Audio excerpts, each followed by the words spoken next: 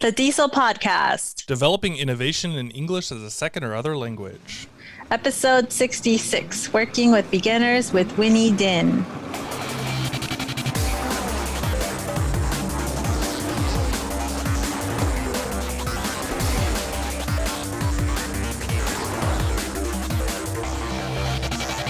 Welcome to DIESOL. This is episode 66. We are your hosts. I'm Brent Warner. And I'm Michelle Reyes. Hello, Mr. Pool Boy. Hey, how's it going? How's good? How's your tan? It's bronzing. It's really nice. You don't look bronzed to me. Well, that's the camera on here. I'm wearing that hat, which was one of my fun finds from several months ago, and that's keeping my face nice and pink. How are you doing? I'm pretty good. Good. Okay, so we are going to jump right into things. So today we have. We're not going to dive right in as a pool boy would. Oh, do. Yeah, I could dive right in. Dive in. You know what? Okay, splash we're going to splash right into this stuff. So today we have on a colleague of mine, Winnie Dinh, and Winnie is a full-time teacher at Irvine Valley College. She's also spent 10 years teaching at other schools in the Orange County area.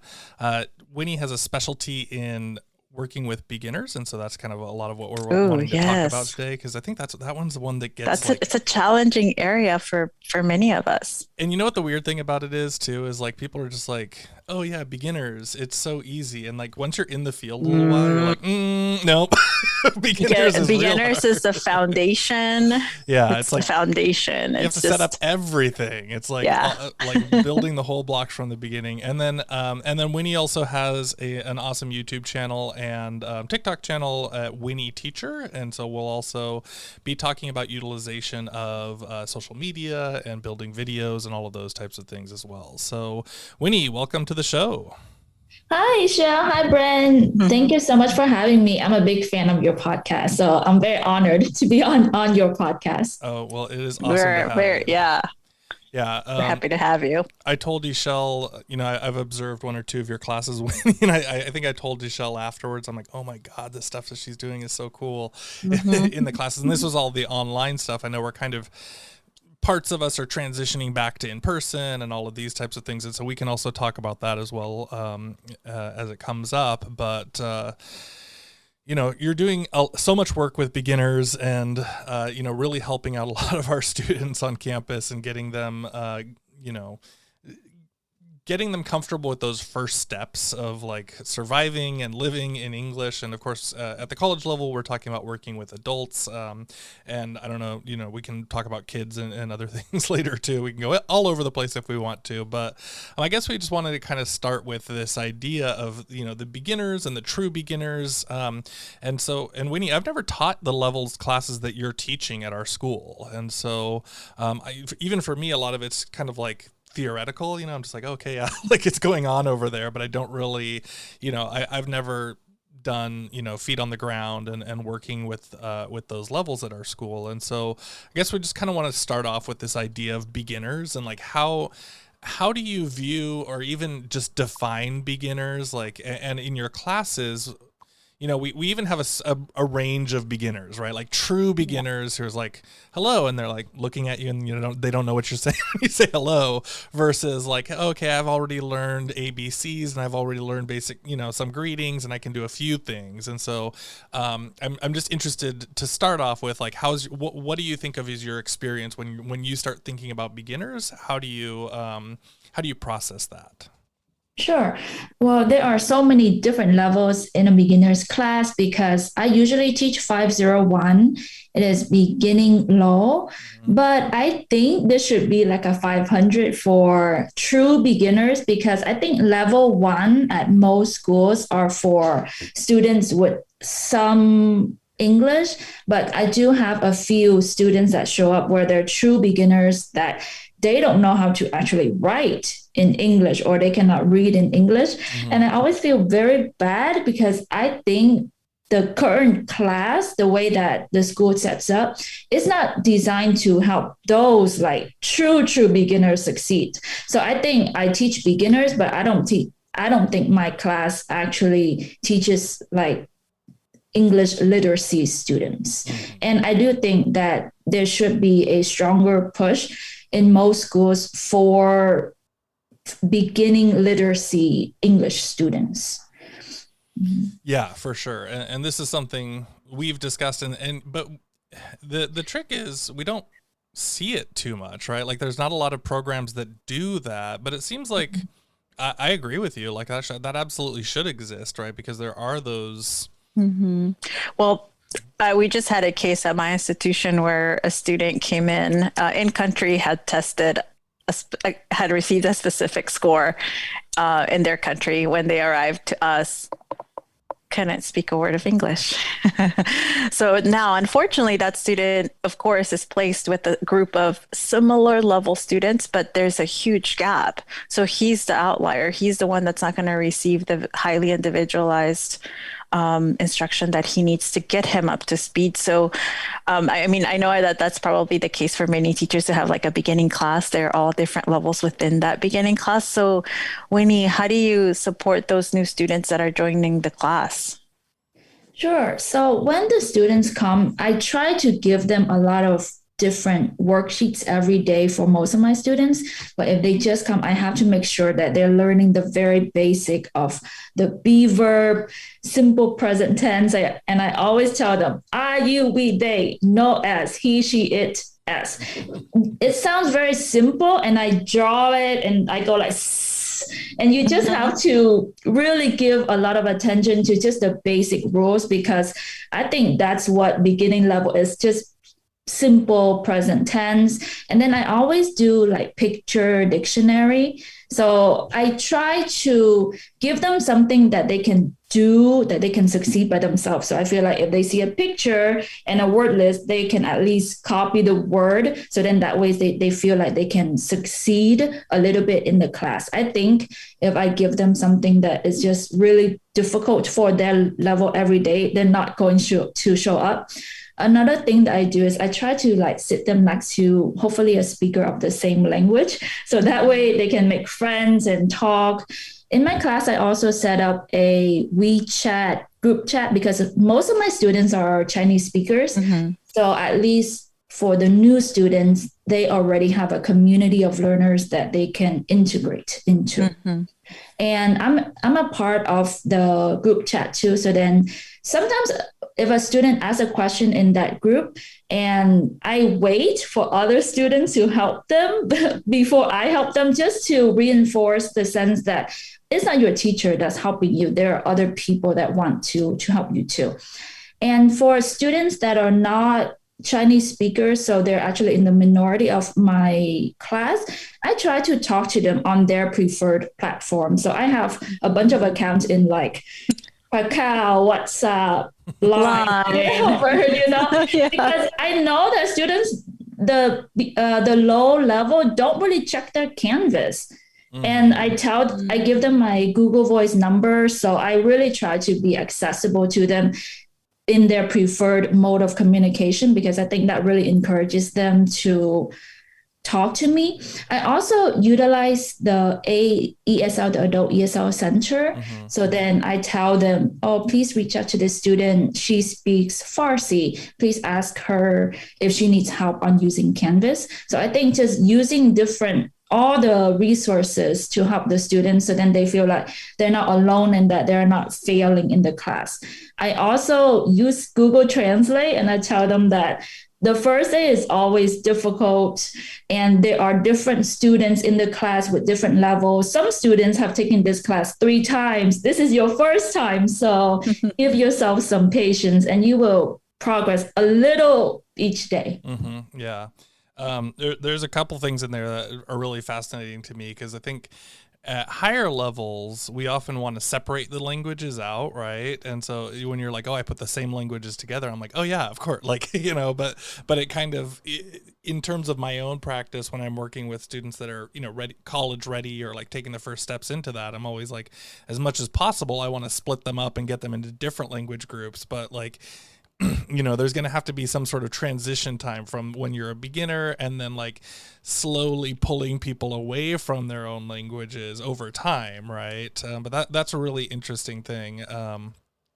And I love it. It makes total sense. The second thing that there's actually quite a few things inside of here, but the one thing that I was thinking is like you're on all these different platforms, right? So you're like on, WeChat, all of them, all of the platforms, and I think you're on more platforms than I am at this point. I'm like trying to back off, but Brian, are you on TikTok? I'm not on TikTok. You okay, she's definitely on all the platforms that you're not. Yeah, but I will say that this could be, if anyone else is kind of like looking at setting up that same thing. One tool that I found recently is called Ferdy. Did I talk about this before, Michelle? Do you remember this? FERDI. No. It's cool. Not to me. Who have you been talking to? What other EdTech people have you been talking to? What other tech people? I thought I was your tech BFF. So Ferdy is basically like it connects all of your like chat accounts into like one app, right? And this is like Friendly. Have you ever heard of Friendly? No, but it might be the same type of thing. So similar, go ahead. So I've got like my Telegram, I've got my Microsoft Teams, I've got Slack, I've got Voxer, I've got LinkedIn, all these different chat platforms, right? And I think it does these ones too. Like it's open source, and so like if you're on 10 different things and you're trying to make yourself accessible, then for me the biggest problem would be logging in to every like, oh, okay, wait, I gotta go log in on this one. And so I like having that as a kind of a central place on my computer where I can just jump in with those things. So that might be useful for some people as well.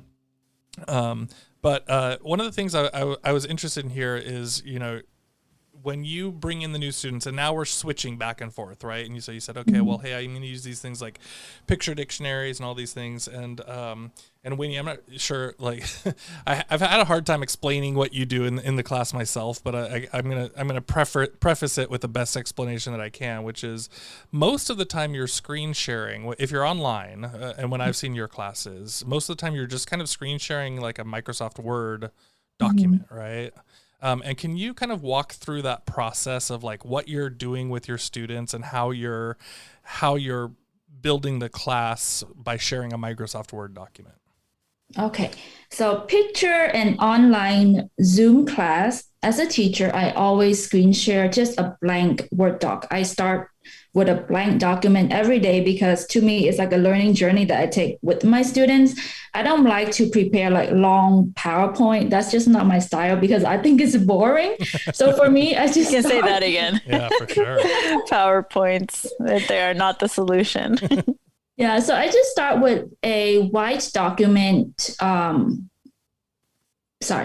I start with the Microsoft document. I put the date, I put the class schedule, and then I always try to make my notes accessible and interesting. And by interesting, I mean that because I think the way that I teach is very vibrant. So when I take notes, I want students to be able to see all the different things that they need to pay attention to. So first, I always put the heading, for example, vocabulary or page, and then I have to bold it and make it like a bigger size.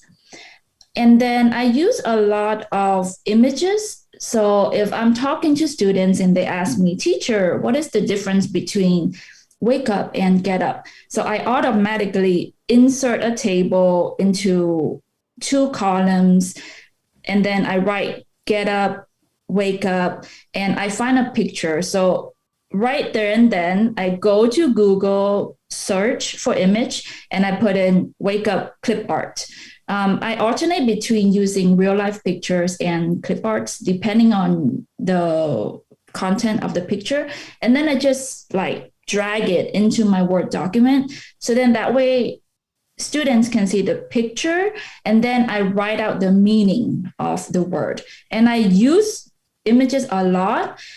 I don't know how to do this image thing on like my school computers, for example, because I'm using a Mac at home. Mm-hmm. So for me, I use Command-Shift-4 to do screenshot. I would say that if you want to take quick notes, my biggest tip would be to get to know your computer shortcuts.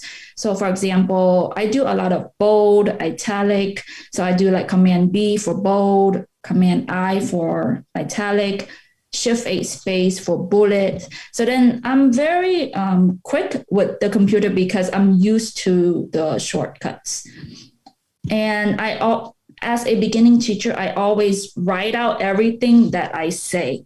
So then students can really understand. And I make sure to use lower level language appropriate vocabulary as well. Yeah, this process, I mean, when you see this in action, because it's super cool when it's on Zoom too, because all the stuff you're doing in the background, like getting the Google search and screenshots and all those things, they're like, we don't see those happening. So when you're projecting to the class, like they just see the clean document and you're kind of talking through things. But it's amazing because what happens is that like instantly it's just like boom, and then there's the picture of something is up inside, in the document all of a sudden. And so it has, every time I've watched it, feels like you're totally prepared for these random questions that the students come up with. And I think that it's a great point to it, is that knowing the keyboard shortcuts like can make such a huge difference and can make things so fast, because I hear, it happens to me too. Like, it's like, oh wait, hold on. Let me go get this thing, or let me go, give me just a second while I go find this thing for you, or something like that. Yeah. And it's never happened when I've seen you do it. It's like, boom, you're ready. Boom, boom, boom, boom. And then it's like the next thing comes up, which is really powerful for the students. Such good advice is to get to know your computer, because I know I struggle I know my Mac, I know all my Mac shortcuts, but then I go to another computer and it's like, wait a minute, what do you mean I have to go to start menu, applications, and find whatever? And so if your computer doesn't already have shortcuts, you can set them up so that the ones that you're using the most often are the ones that you have there. And then pretty soon it becomes second nature. And then you don't know how you ever existed without them. Yeah. And another tip that I would like to share is I set up my computer where if I click on the globe button on the keyboard, then it sets up to emoji. So then that way it's a lot easier for me just to find a picture of the emoji while I teach. I did the same thing a while back. So I'm trying to figure out, where's my globe? My computer, my MacBook is so old, there isn't one. you can just choose. So like you can set your own hotkey to whatever button you like, right? And so I've got mine set to function, so just the regular function button. When I tap that, then the emoji menu pops up, and it's like, it's been a lifesaver, especially since I started using emoji for a lot of feedback and trying, because those are, we've talked about icons a lot, Esol, like and iconography and how important that is for students, but it's like they're so universal, even though we don't always agree on exactly what they mean. We've all at least seen them, right? So, but it can also be fun to have, and I would imagine this would be really fun with the beginners, is like, okay, let's make sure we understand what Americans think when you send this emoji, right? We've talked about that one with like the two hearts for the eyes, right? And like the two hearts for the eyes could be mistaken. Like if a woman sends it to a man, then it could be like, ooh, is this romantic? Where it's like, could just be expressing joy for the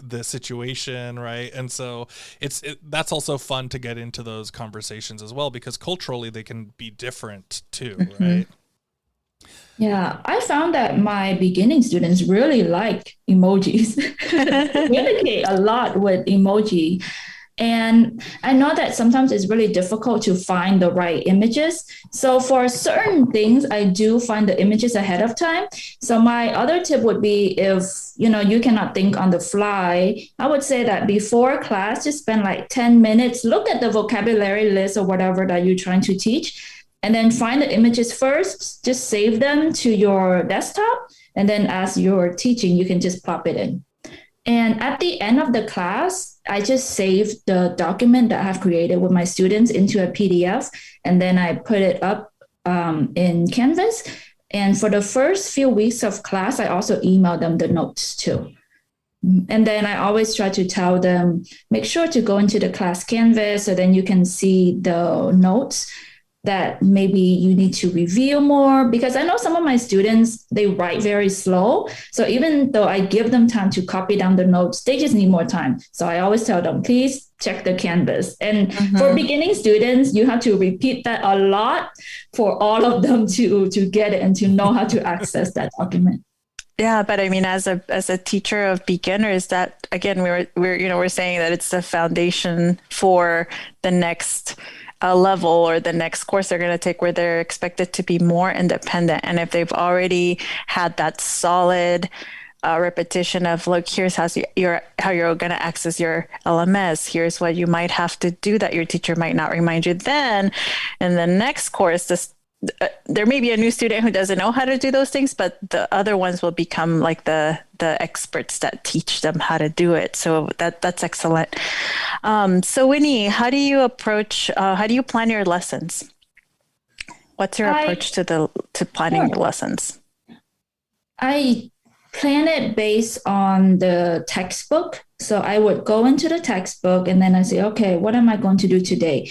The way that I try to structure each day is I always do correct homework and then textbook, then some sort of conversation, and then like some fun activity at the end. The maximum hour that I would spend on a textbook would be like 45 minutes, because for beginners, I feel like after that, it just gets too heavy for them. And I try to do conversation. If it's online, then we can do Zoom breakouts. But my favorite would be in person. And I do sort of like a bingo activity where it's just like, let's say 20 questions in bingo grid. And I tell them, it's time to get your exercise, walk around the room, talk to different students. If they say yes to the question, you write yes. And if you have 5 in a row, say bingo and yell and write your name on the board. So I feel like it's silly, but then students have fun, and it encourages them to talk to different students of different languages, and then just to make friends, because I really try to establish like a community of learners with all the students, so nobody feels left out. I love that. I love that. I think that no matter, I mean, even I work with students that I get new students every week almost, but to have the bingo call out, I think that's a great way to lower their affective filter and start, having a little bit more fun during class. But I like that. Mm-hmm. Yeah, and it forces them just to like get out of their comfort zone, like literally, because I feel like you can hide in your seat, but then if I get them to stand up. And I think, it's just a nice exercise, because it is boring to just sit in your seat for so long. Like for summer, I'm teaching a 4-hour class.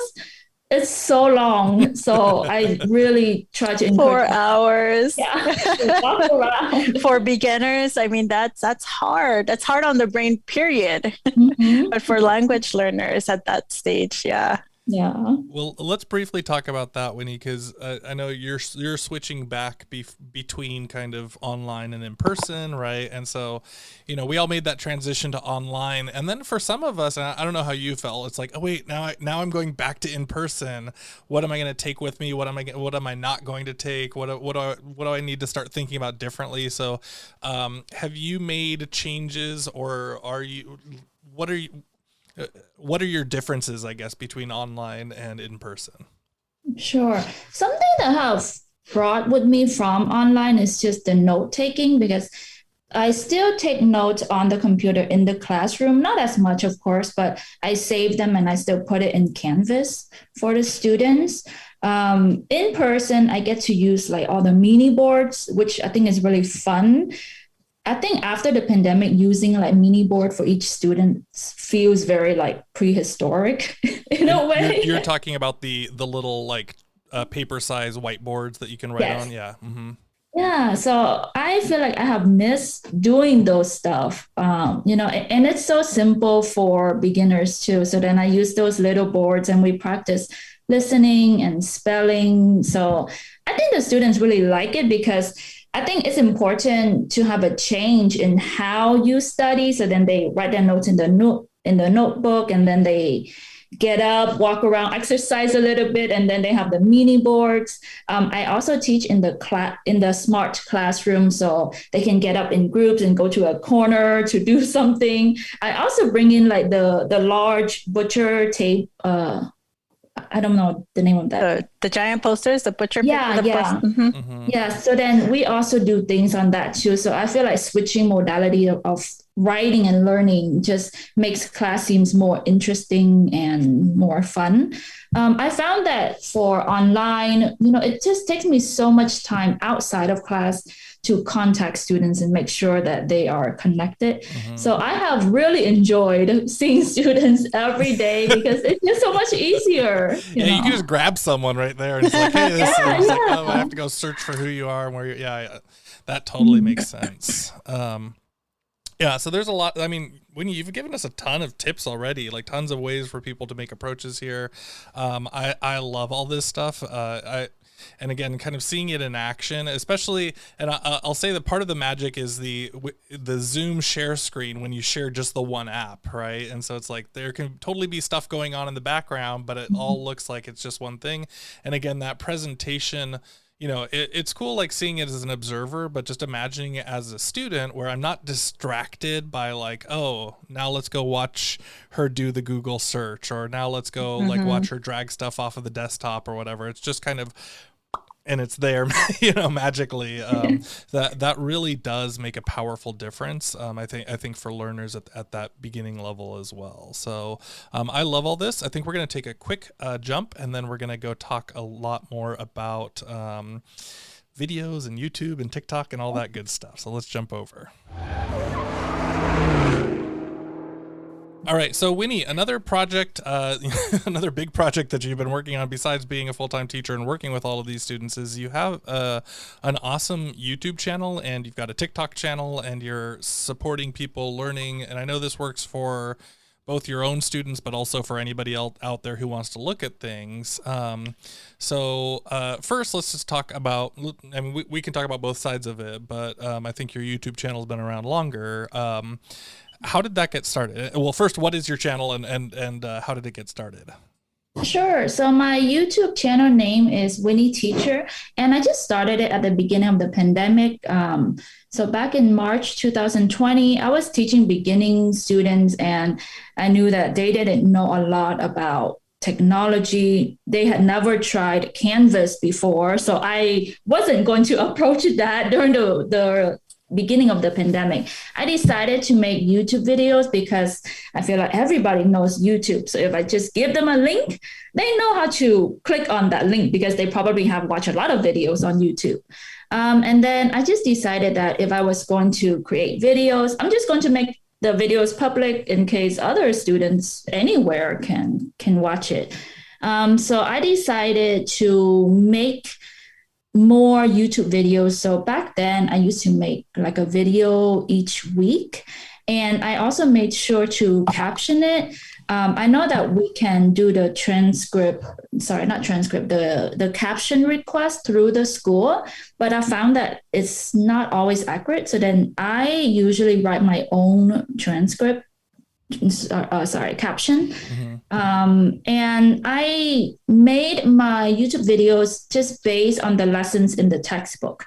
So sometimes I would focus on the grammar, and if it's like pronunciation, for example, I made like a pronunciation series about vowel sounds or consonant sounds. I made videos about idioms. And sometimes I make videos based on students' questions. So I was teaching a class, and then my student was like, "Teacher, what's the difference between take off and take on?" And I was like, wow, that's a really good question. That would take like another hour to explain. So then I said, that's a good question. I'm going to make a video for you and everybody else. And I just had a lot of fun with YouTube because I think it's just fun for students to watch. I try to keep them between like 5 to 10 minutes, not too long, because I think it's tiring to watch a learning video for longer than that. And I think YouTube is a good bridge for students because they know the platform. And I the way that I assign YouTube videos back then when the class was like hybrid, I would tell them, please watch this video and then here's a follow-up activity that you can do. And then I'll talk more about the content in the video when we meet next in class. But now that I see my students every day in class, the YouTube thing has become two things. One is just optional for students. And then I tell them, okay, so last week we studied about present continuous. So if you want to review, you can just watch this video. And if you have questions, message me or ask me in class. And the second thing that I found that YouTube is still really beneficial is it helps establish a teacher presence for me, because I email my students like 2 to 3 times before the semester begins, and I tell them a little bit about my class. And then I say, if you want to know more about me, here's my teacher introduction video in YouTube, and check out my videos, because then students can really see, how is my teacher? How does she teach me? I think now in the age of social media, everybody wants to know who they will meet right before they actually meet that person. And so then I try to give them like all my information, because I think that now, especially with online classes, students have a lot of choices. They don't need to take your class or even your school. So then in a way you have to show them like, hey, my class is pretty awesome. So here's why you should, show up on the first day. So Winnie, that's Brent and I go back and forth on this topic about, students don't really maybe feel like they need to be in the class anymore because there's just so much out there. So my question is, why is it, you mentioned teacher presence, but why is making your own channel valuable as opposed to picking and making, for example, a playlist of other existing media out there and adding and having students watch that? Yeah, I think on YouTube, there are a lot of great videos, but it does take time to look through all of that. So for me, it just makes more sense because I feel like I can really teach and tailor to my students' interests and needs, and just exactly how I want them to learn the grammar. And I think there are a lot of grammar videos that are more for like intermediate level, but for like true beginners, there aren't that many videos on YouTube. So I like being able to provide that for my students. And the other value is you can continue to use it, for your future classes. Mm-hmm. So then I always think about working smart and not too hard. So then whatever that I make, I want to be able to reuse it for absolutely. Yeah. I think that part about like them knowing your voice and kind of knowing what they're getting into with you, it really does make a big difference. And then like, as you're saying, like, instead of going out and searching for something, I'll just spend that same amount of time basically building my own video, because it really is hard to find quality content. I've found myself doing that before, where I've like spent hours and hours and hours for searching for something. And I'm like, oh, I probably could have just made that myself in 30 minutes, and just done it more simply. And I, sometimes it's just kind of a matter of recognizing how easy the technology is these days to create a lot of those things. Mm-hmm. Winnie, when you make those videos, how are you making them? What are you making them with? Sure. So I use a camera, and then so then I just like sit at my desk, and then I put the camera. And after that, with the video file, I use Adobe Premiere Rush to edit the video. I use that program because it's really good at reducing background noise. And then like now I try to be like a little fancy. So then I add like a little introduction slide with a little music just to make it sound professional. Yeah. And then I also add in like visuals or captions directly into my video just to keep students' attention, because I think it's really boring just to look at one person on a screen for even 5 minutes. So you have to be really interactive now, because I think that's just the age of social media. Right. Where there's just so much to compete with, especially, when there's other things, other channels, ads that you can't control anymore. Absolutely. Yeah, definitely. And then recently you've also been shifting into TikTok, right? And so tell us a little bit about that.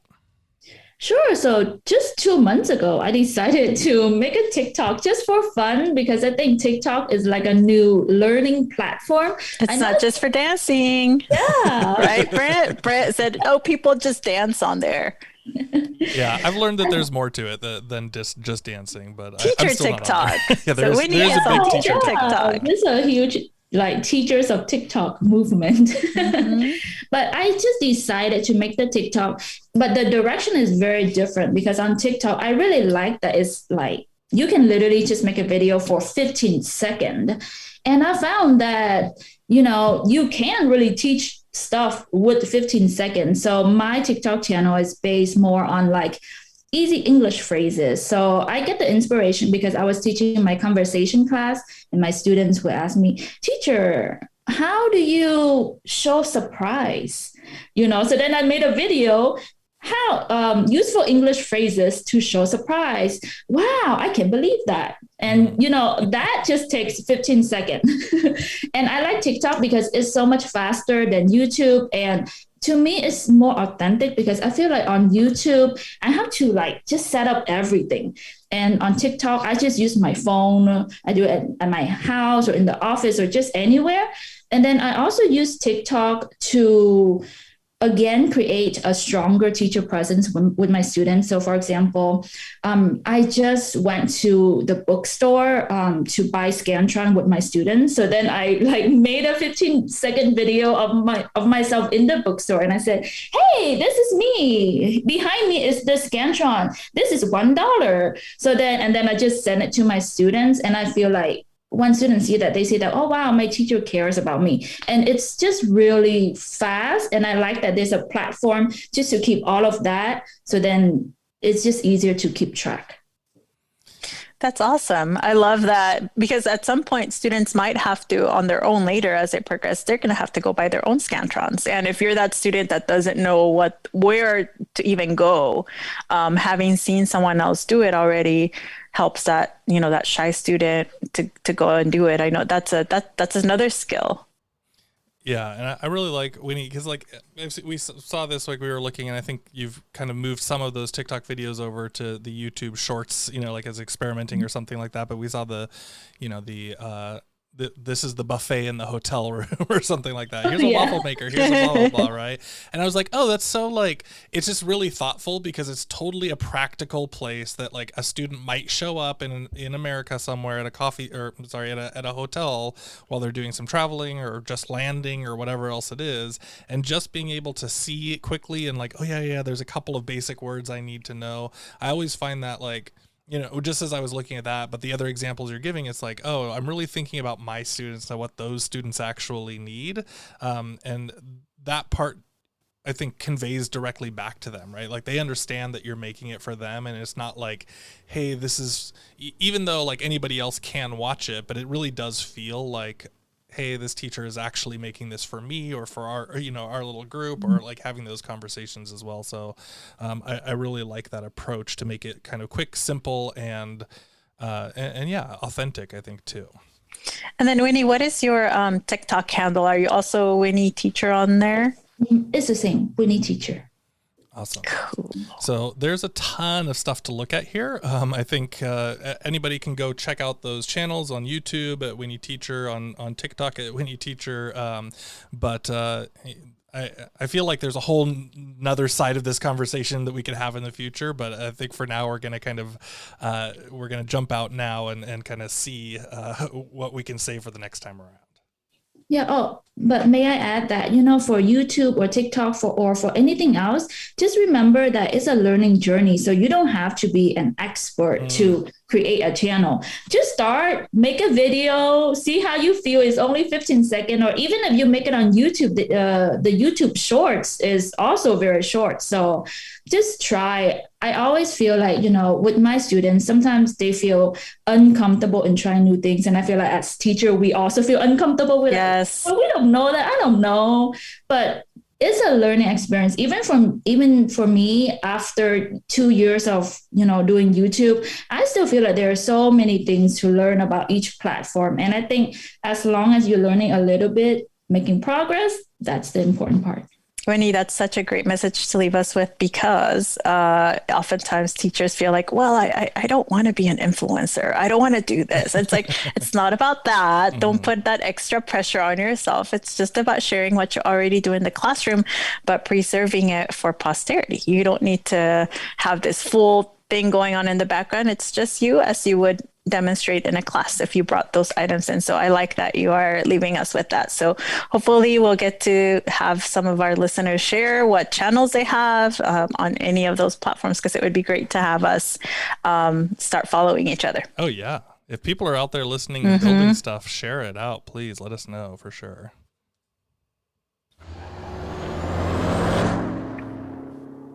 All right, it is time for our fun finds. And I kind of have like a two-part fun find. Brent, you had introduced me to Nick Peachy. But I recently found that he has a Telegram channel. And so I subscribed because I don't really use Instagram I've sort of left Twitter for a while. I don't use Instagram as much for my teacher stuff. I like to be be like my personal space. I don't want it to be work. But the Telegram channel, he posts all of his tools and finds on there, and he has little short videos, like less than 1 minute videos on things, and it's just awesome. So I found several tools, but the one that I was like, hey, this is so cool, is an app called Depict, and it's a transcriber, so you can transcribe what you're speaking, a voice note, a short snippets. So if you're on the go and you don't have time to type things out, that is a great way to transcribe. And I feel like you've probably mentioned Depict at some point, but I love that I found this through Telegram, because I'm using Telegram to get my news, to, I'm not looking at Twitter for news anymore. I'm just subscribing to people I want to hear from. So it's not just a messaging platform. So I'd like to say that explore Nick Peachy's channel. We'll have to put it in the show notes, and then we'll put Depict on there. Yeah, Depict, I think, if I remember this correctly. Oh, this is the iOS one. It's just done right inside of the phone. Is that right? It's an app. It's an app. Okay. Yeah. So there's a lot of these transcription things, these automated transcriptions things, are getting super cool, and better and better all the time too. And I just thought, ooh, this is one that I could tell my students, like, hey, sometimes I tell them to use Siri or, whatever they're using as their assistant, their voice assistant on their phone. But if I want them to copy and paste, like what they're speaking, this is something that they could do easily and just install on their phone, and it's free. So, okay, nice. So mine is socks. Didn't you give us Bombas a long time ago? Have you moved on? Or did we? I know we mentioned Bombas in some episode. No, what are Bombas? Did you talk? Maybe you talked about that with your other EdTech BFF. I don't know what. No, you told us Bombas give socks to the homeless, didn't you? Oh, no, I don't know about that. I heard a commercial about that. It must have been Instagram, getting into my brain. You're mistaking me for some other super famous my tech BFF. No, these are Stance. So Stance is a sock company, and I really like the quality of their socks by themselves, but particularly when you're out, when I'm cleaning pools, I've got, these low cut socks, and they always slide under my heel, and then I get a blister. Right. And so, and this is actually super, I've had some real pain from just having the wrong socks on.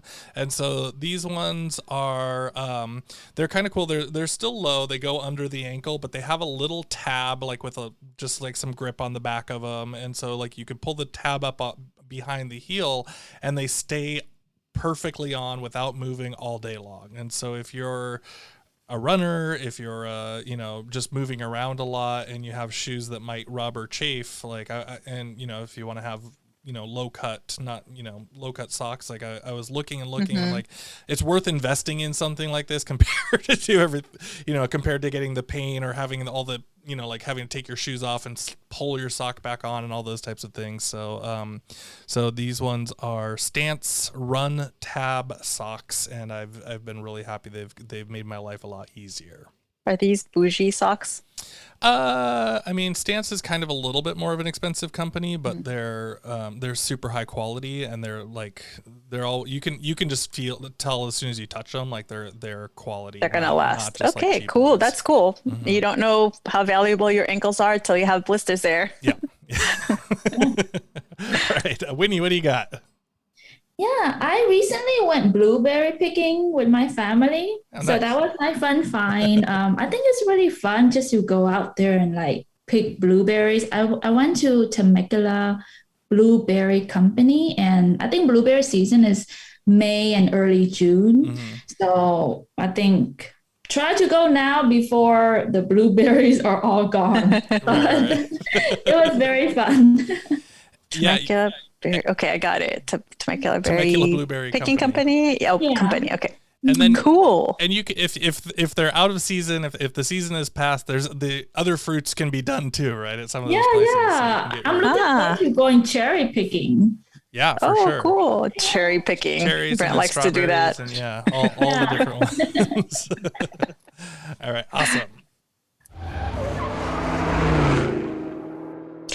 As always, thank you for listening to the show. You could win one of a kind DIESOL pin by leaving us a review on Apple Podcasts. And we don't have any for 2022, so we're still waiting. We're almost halfway through. Well, we'll see. We're pre-recording. We're pre-recording this show, so maybe between the time this one comes and that, it'll yes, be up. maybe. But if you're giving us a shout out any other way, be sure to tag us on social media. We are on all the platforms. Yes, we're also on Patreon, and buy us a coffee if you want to support the show financially. But of course, there's no obligation towards that at all. You can find the show notes for this episode with all of the resources that Winnie has talked about and that we've added on at diesel.org/66. That's the number 66. And of course, you can listen to us at VoiceEd Canada. That's voiced.ca. You can also find us on Twitter. The show is at DieselPod, and I am at Brent G. Warner. I'm Esol at IXY_Pixie. That's IXY_PIXY. And Winnie, where is the best place for people to find you? Yes, you can find me on YouTube and TikTok at Winnie Teacher. Cool. Check her out, guys. Awesome. In Vietnamese, thank you is cảm ơn for tuning in to the DIESOL podcast. Thanks, everybody. Thank you. Thank you.